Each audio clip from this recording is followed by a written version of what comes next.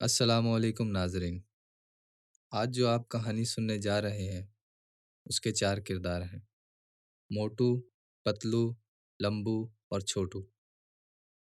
और ये कहानी है तकदीर की कि अगर आपके नसीब में कुछ लिखा है तो आपको मिल के रहता है और अल्लाह ताला उसके लिए रास्ते आसान कर देता है। मोटू एक बर्गर सा बच्चा था जो कि अपनी उम्र के हिसाब से बहुत बड़ा लगता था। पतलू एक आज़ाद मिजाज लड़का था जिसे लोग अक्सर आवारा समझते थे। लंबू अक्सर अपने पास दो बटवे रखता था, एक दिखाने का और एक जिसमें वाकई ही पैसे होते थे। छोटू की जिंदगी में मसले ही मसले थे। वो अपने साथ यूनिवर्सिटी में रोज नया मसला लाता था। ये चार लोग एक अनजान शहर में पहली दफा एक आर्ट के तालीमी इदारे की एक क्लास में मिले। इन चार लोगों में सिर्फ एक शय आम थी, उनकी जबान। शुरू में बातचीत सिर्फ सलाम दुआ तक थी, जबकि बाकियों से यारियां थीं। आहिस्ता आहिस्ता लोग इनसे बेजान होने लगे और ये लोगों से, और इन चारों की यारी दोस्ती बढ़ने लगी। कुछ एक सेमेस्टर गुजरने के बाद इनका रिश्ता भाइयों जैसा होने लगा। किसी जगह वॉलंटियर करना हो या कोई तकरीब वगैरह मुनक्किद करनी हो, ये हर जगह मौजूद होते। असातिज़ा इनसे बेजार होते, लेकिन यही चार उन असातिज़ा की जान भी थे। पहले सेमेस्टर तो इन चारों ने बड़ी अयाशियाँ की, लेकिन दूसरे सेमेस्टर से ऐसी गुर्बत तारी हुई कि यूनिवर्सिटी की कैंटीन से एक फ्राइज़ की प्लेट और एक स्टिंग पे चारों को इत्तफ़ा करना पड़ता। ये लोग अक्सर क्लास में लेट आते और जल्दी निकल जाते और सबसे पहले अपना काम मुकम्मल कर लेते। बाकी सारे इनकी मदद और आइडियाज़ के मुंतज़िर रहते और आपस में इनकी बुराइयां करते। मोटू यूनिवर्सिटी के करीब एक प्राइवेट हॉस्टल में रहता था और ये जगह इनका अड्डा बन चुकी थी। ये लोग अक्सर यूनिवर्सिटी के बाद इस जगह चाय बिस्किट खाते और यूनिवर्सिटी में गुजरे दिन, असाइनमेंट और लड़कियों पर बहसो मुबाहिसा करते। और अक्सर इस बहसो मुबाहिसा में डिपार्टमेंट की नाअहल इंतज़ामिया, असातिज़ा और तालीम के स्टैंडर्ड से मायूस होकर एक दूसरे से पूछा करते कि हम ग्रेजुएट होकर क्या करेंगे, और जवाब मिलता कि चने बेचा करेंगे।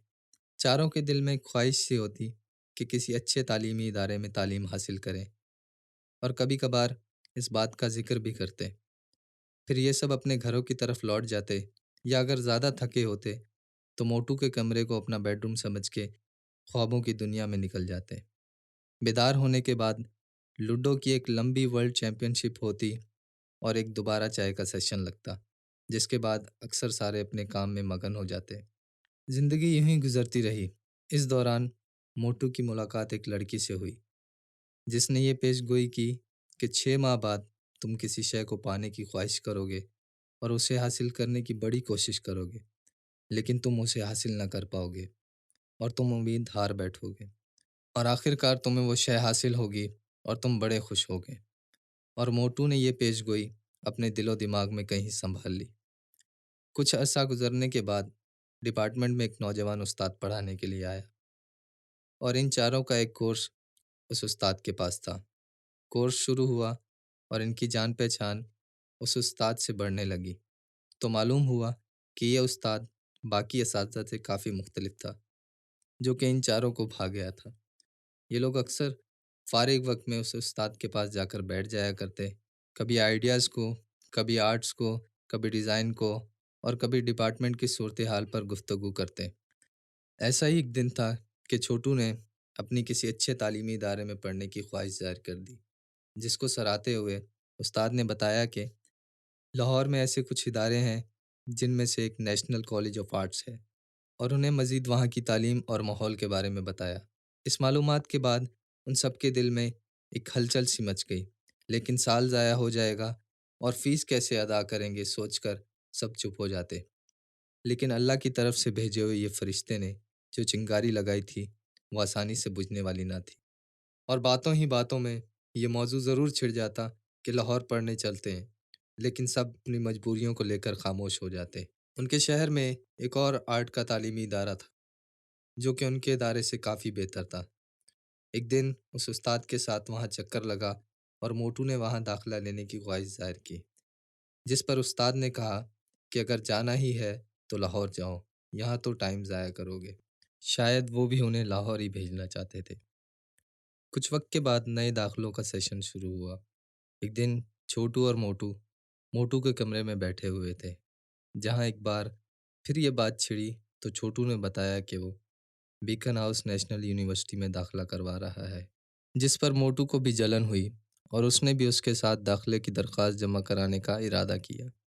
थोड़ी देर बाद लंबू की आमद हुई और जब उसको ये बात मालूम हुई तो उसने भी हामी भर ली।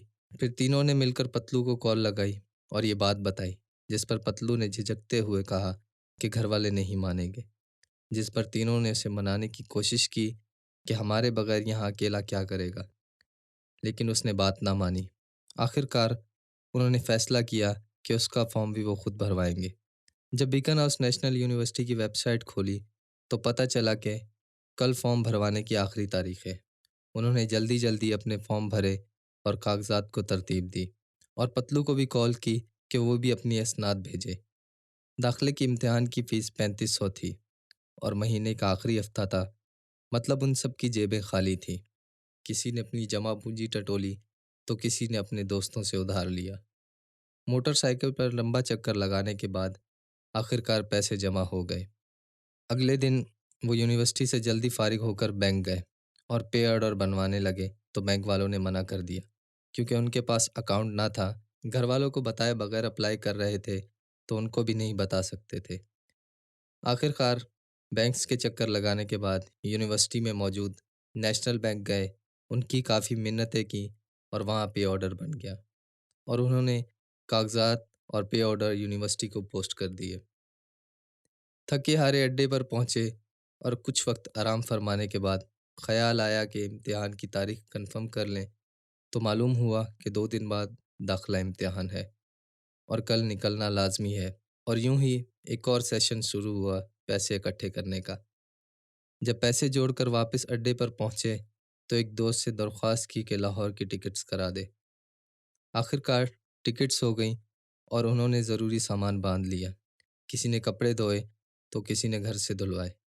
सारी रात की बेचैनी के बाद उन्होंने सामान को तरतीब दी, फिर खुद नहाया धोया। सारे पतलू के घर जमा हुए, जहां से सारे भागे स्टेशन की तरफ। स्टेशन पे वो रेलगाड़ी से 1 घंटा पहले पहुंच गए, मगर रेलगाड़ी खुद 6 घंटे लेट थी और भूख भी लग रही थी। तो पतलू के अब्बा बिरयानी लेकर स्टेशन आए। खाना खाने के बाद अल्लाह का शुक्र अदा किया और दोबारा रेलगाड़ी का इंतज़ार किया। आखिरकार रेलगाड़ी पहुंच गई और वह सवार हुए। थके हारे रेल में बैठ गए। रोडी जंक्शन पहुंचे तो चाय वालों की नारेबाजी की वजह से उनकी नींद खराब हो गई, जिस पर मोटू ने गुस्से का इजहार किया।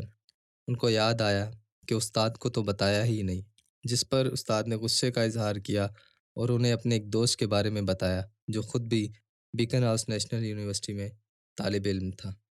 तवील सफ़र के बाद वो लाहौर पहुंचे और उस्ताद के दोस्त को कॉल लगाई और जब ढूंढते हुए उनकी तरफ पहुंचे तो उन्होंने आकर रिसीव किया और चाय पिलाई, जिसके बाद अपने घर ले गए और वहां पहुंचकर जलील किया कि इस तरह चंद घंटे पहले थोड़ी बताते हैं कि कल इम्तिहान है। काफ़ी पूछताछ के बाद वहां से इजाज़त मिली और फिर वो सामान लेकर पतलू के भाइयों के पास चले गए, जो कि उन दिनों लाहौर में तालीम हासिल कर रहे थे। वो एक दोस्त के फ्लैट ले गए, जहाँ उन्हें सुबह की तैयारी की और सो गए। सुबह तैयार होकर नाश्ता किया, पराठों के साथ 3-3 गिलास मीठी लस्सी के पिए, फिर टैक्सी करा के यूनिवर्सिटी पहुँचे इम्तिहान देने के लिए। और इम्तिहान के दौरान सबके ऊपर जैसे नींद तारी हो गई। गनुदगी की हालत में उन्हें इम्तिहान का पर्चा पूरा किया। कमज़ोर अंग्रेज़ी होने की वजह से उन्हें कुछ सवाल समझने में मुश्किल हुई। इम्तिहान के हाल में यूनिवर्सिटी का ही एक तालिब इल्म इन्विजिलेटर था, जिसने उनकी कुछ सवाल समझने में मदद की।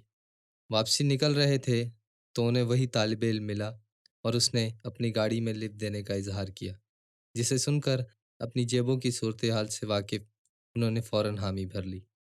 वापसी में ये लोग अपने उस्ताद के दोस्त के यहाँ गए और इम्तिहान का हाल अहवाल दिया और वापस फ्लैट चले गए। अगले दिन आराम करने के बाद इंटरव्यू का दिन आया। इस बार उन्होंने लस्सी पीने से परहेज़ किया और चाय के साथ पराठे खाकर इंटरव्यू देने चले गए। इंटरव्यू जिस कमरे में था, वहाँ एक लंबी सी मेज़ थी, जिसकी एक तरफ कोई 10-12 असातिज़ा बैठे हुए थे और दूसरी तरफ एक कुर्सी पड़ी थी। महसूस ये हो रहा था जैसे सीएसएस का इंटरव्यू हो। बारी-बारी सबने झिझकते हुए इंटरव्यू दिया और उन्हें मालूमाती पर्चा पकड़ा दिया गया, जिस पर बड़े-बड़े और साफ अल्फाज में सेमेस्टर की फीस लिखी हुई थी, जो उन सब की हैसियत से बाहर थी। अगले दिन वापसी का सफ़र किया। वापस पहुंचते ही उन्होंने स्कॉलरशिप का फॉर्म भरा और पोस्ट कर दिया। फिर ज़िंदगी मामूल की तरफ लौट आई। चंद रोज़ बाद सिलेक्शन की लिस्ट आनी थी, जिसका सबको बेसब्री से इंतज़ार था। जब रिज़ल्ट का दिन आया तो उन्होंने कई बार बिस्मिल्लाह पढ़कर लिस्ट चेक की और हर एक ने पूरी लिस्ट कई मर्तबा गौर से देखी, लेकिन किसी का नाम ना था। मायूस होकर यह खबर उस्ताद को सुनाई तो उन्होंने अफसोस का इजहार किया और दिलासा दिया। यूनिवर्सिटी के बाद मोटू, पतलू और लंबू असाइनमेंट का सामान लेने शहर चले गए। वहाँ मोटू को छोटू की कॉल आई, जिसने बताया कि लिस्ट में सबका नाम है सिवाय लंबू के, जिस पर लंबू बहुत अफसरदा हुआ। अलबत्ता इस बात पर किसी को यकीन ना आ रहा था। उन्हें लग रहा था कि छोटू मजाक कर रहा है, क्योंकि उन्होंने सुबह जो लिस्ट देखी थी उसमें किसी का नाम ना था। जल्दी से बाजार से फारिग होकर वो अड्डे को लौटे। वापसी पहुंचकर मोटू के रूममेट ने खूब सुनाई कि तुम लोगों ने अंधों की तरह लिस्ट देखी है। लिस्ट देखी तो यकीन आया कि सबका नाम था, लंबू का भी, और उन्होंने बहुत खुशी के साथ ये खबर अपने उस्ताद को सुनाई, जिस पर उन्होंने उनको खूब सुनाया और उसके बाद मुबारकबाद दी। चंद रोज़ बाद उनके घरों में दाखिला फ़ी चालान आ पहुँचे। 36,000 दाखिला फ़ीस थी, जिसकी आखिरी तारीख भी चंद रोज़ में थी। अब इतने पैसे खुद से जोड़ना तो मुश्किल थे। आखिरकार सबने अपने घर वालों से बात छेड़ी, तो सबको एतराज़ का सामना हुआ। चंद रोज़ मनाने में गुजर गए और आखिरी तारीख आ गई। पतलू के अलावा सबके घर वाले मान गए और इस शर्त पर माने कि शायद स्कॉलरशिप मिल जाए। मोटू ने अपने वालिद को मनाया और उन्होंने दाखिला फ़ीस जमा करा दी।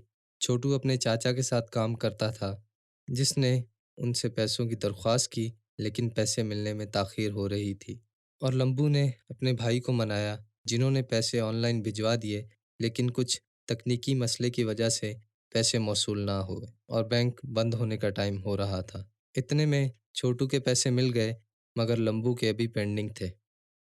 तो उन्होंने तरकीब लगाई कि छोटू और लंबू बैंक जाएं और एक चालान जमा करें और बैंक वालों को रोकें।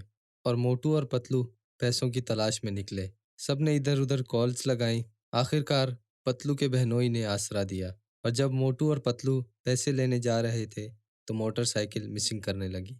वो जितना भी जोर लगा लें, बाइक जोर ना पकड़ती। आखिरकार मोटरसाइकिल की मिन्नतें करते करते वो पतलू के बहनोई के यहाँ पहुँचे। उधर से कॉल्स आने लगी कि बैंक वाले कह रहे हैं जल्दी करें। पतलू गया पैसे लेने और मोटू ने बाइक घुमाकर खड़ी की। दोनों फौरन वापस निकले और बाइक दोबारा नाराज़ हो गई। अल्लाह अल्लाह करते बैंक पहुँचे और चालान जमा कराया। सेमेस्टर स्टार्ट होने में एक आध हफ्ता था, लेकिन यूनिवर्सिटी से स्कॉलरशिप की कोई खबर ना थी। मोटू की अपने वालिद से बात हुई तो उसने ना जाने का फैसला किया। छोटू और लंबू तैयार थे, लेकिन जाने वाले दिन लंबू ने भी घबराकर ना जाने का फैसला किया। पतलू ने तो एडमिशन फ़ी तक जमा ना कराई थी। बाकी बचा छोटू, जिसने आखिरकार हिम्मत की और अकेला रेलगाड़ी में सवार हो गया। जिसे अलविदा कहने सारे स्टेशन पर गए, सबने एक बात कही कि वापस ना आना। बेचारे ने सारा सफ़र अकेले रेल में रोते हुए गुजारा। छोटू ने पहुंचकर यूनिवर्सिटी ज्वाइन की। 2 दिन बाद मोटू और छोटू का राब्ता हुआ। छोटू ने बहुत इसरार किया कि आ जाओ, पर उसकी दाल ना गली। अभी छोटू को कुछ दिन हुए थे कि मोटू को अपने वालिद की कॉल आई, जिसने पूछा कि उसका क्या प्रोग्राम है। तो मोटू ने लाहौर ना जाने का इजहार किया। ये सुनकर उसके वालिद बोले कि बेटा जाओ, रास्ते अल्लाह ताला निकालता है। ये सुनते ही उसका चेहरा खिल उठा। ये जिक्र जब लंबू से हुआ तो उसने भी दोबारा हिम्मत पकड़ी। दोनों ने अपने कपड़े धोए और सामान को बांधा। अगले दिन बिस्मिल्लाह पढ़कर रेलगाड़ी में चढ़े। मोटू को अपने वालिद की कॉल आई, जिन्होंने कहा कि बेटा अपनी अम्मी से बात करो। उस वक्त रेलगाड़ी चलना शुरू हुई थी। मोटू की अम्मी पिछले सारे किस्से से लाइल्म थी और पिछले 1 माह से मोटू से ना मिली थी। अम्मी ने पूछा, बेटा लाहौर जा रहे हो? तो मोटू ने जवाब दिया जी अम्मी, पढ़ने जा रहा हूँ। और उसकी अम्मी बोली, बेटा, अल्लाह कामयाब करेगा। लंबू और मोटू लाहौर पहुंचे। अभी यूनिवर्सिटी स्टार्ट हुए 2 हफ्ते गुजरे थे, लेकिन पतलू अकेला वहाँ तना बैठा बेजार हो गया था। उसके डिपार्टमेंट में जो दोस्त थे वो उसे छोड़कर चले गए थे। उसने यूनिवर्सिटी को ईमेल वगैरह किया कि उसकी स्कॉलरशिप का कुछ किया जाए। काफ़ी ईमेल्स के बाद उसे कुछ बेहतर जवाब मौसूल हुए, तो वो भी रेलगाड़ी पकड़कर लाहौर आ गया। सबने यूनिवर्सिटी का हिस्सा बनने की कोशिश की और अपनी स्कॉलरशिप की कोशिश जारी रखी। उन्हें उसके बाद भी कई रुकावटें और मसाइल पेश आए, लेकिन अल्लाह पाक ने उनके रास्ते आसान किए। कुछ को स्कॉलरशिप मिल गई और किसी ने अपने ख़ानदान को मनाया कि मिलजुल के फ़ीस का बंदोबस्त करें, और इसी तरह वो पेशन गोई सही साबित हुई।